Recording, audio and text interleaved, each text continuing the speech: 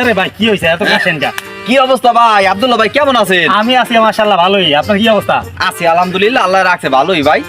ভাই ভালো তো আছি, নামাজ টামাজ কালাম সবই তো করি, আলহামদুলিল্লাহ। কিন্তু ভাই রমজান মাস না আইলে মজা লাগে না ভাই। না, হ্যাঁ তো অবশ্যই, আমরা মুসলমান না ভাই, আমাকে তো রমজান মাস একটা রহমতের মাস, বরকতের মাস, আমরা নামাজ কালাম পড়ি।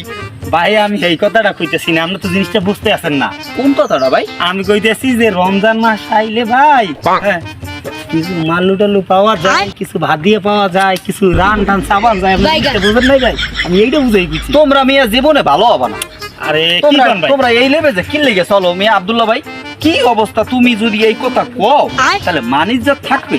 এই লেবে যে এই টুপিটা পরিয়া নামাজ রোজা করিয়া হাদিস কোরআন পড়িয়া তোমরা মাওলানা মুক্তাদি হইছো কি লেগে? আমার মাথায় ধরে না। কি কোন ভাই? কোন যাবে না না? এখন যাবে না ভাই, তোমরা ভালো হইয়া যাও ভাই, তোমাকে লাগে আমার চলতেই এখন মন চায় না। তোমরা মাওলানা মুক্তাদি হইছো, মানুষের একটু শিক্ষা দেবা, দিনের এলেমি করবা, এগুলো করবা। তোমরা এমিয়া হনো সবকিছুর মালিক হইছে আল্লাহ, ঠিক আছে? আসছে খেললে সবার লাগে চলতে হইবে।